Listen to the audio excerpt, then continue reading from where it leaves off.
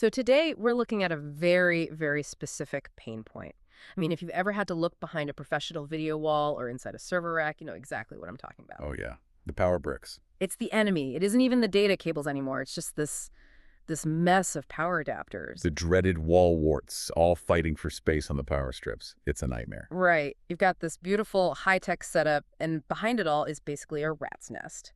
So for this deep dive, we're looking at a piece of gear that claims to, well, solve that problem. The Kramer MA3-PS4812. It's a modular matrix PoE power supply. And that modular matrix part is, it's really the key here. This isn't just some fancy surge protector. It's designed to work specifically with the brains of the whole AV system. In this case, Kramer's MTX334M and VS34FD models. Okay, so let's pause on modular matrix for just a second. We're talking about those big chassis switchers, right? The ones where you can slide different cards in and out. Exactly. Customizable hubs.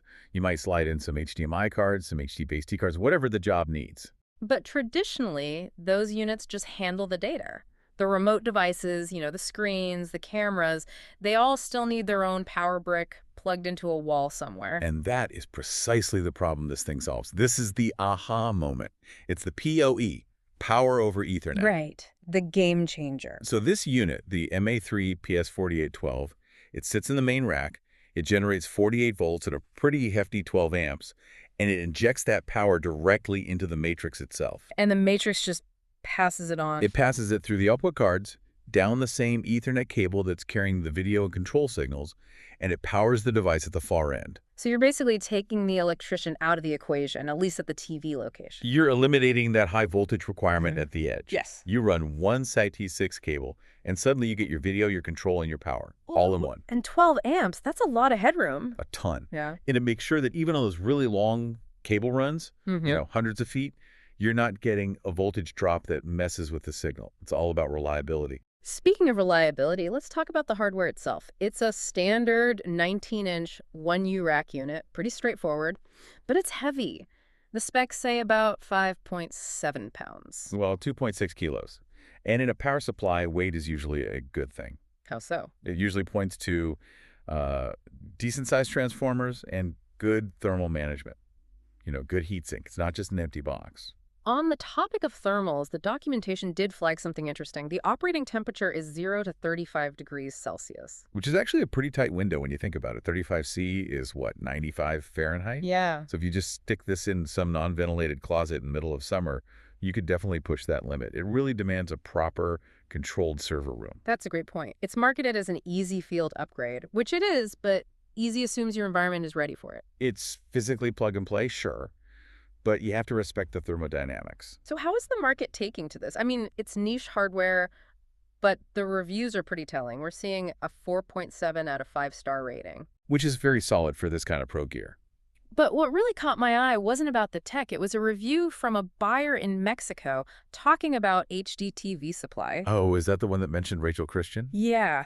And I find that so interesting because, look, if you're buying a commodity, you don't care who sells it. But for a specialized, expensive piece of kit like this, you really need to know that the supply chain is solid, that it's actually going to show up and be supported. Exactly. This user, Navitz, specifically praised the service rep, Rachel, for sorting out the logistics. It's just a good reminder that the people behind the product matter as much as the specs. And then there's the price tag. We're talking around $2,300. It's an investment for sure, even with that 10% discount code you can find online. But you have to run the numbers on what you're saving in labor, right? That's the real calculation. If you've got, say, 20 displays in a new building, what's the cost to have an electrician install 20 new AC outlets in all the right places? It's probably more than $2,300. And you're also removing 20 potential points of failure if a little power brick dies behind a screen on the wall. Ugh, you need a ladder, you're disrupting the space. If this unit has a problem, it's sitting right there in the rack, easy to access. Centralization gives you control. It really feels like we're inching closer to, well, a new standard for how we build things. I think so, too. It seems like the end goal is to make the data cable the only cable. And that's the final thought I want to leave you with. We're slowly moving toward this world where low-voltage data cables could be the only copper we need to run through walls. Think about it. The traditional wall outlet might become obsolete for almost everything except your vacuum cleaner or your fridge. It fundamentally changes how you design a building, not just how you hook up a TV. Something to think about next time you're stuck untangling a power cord.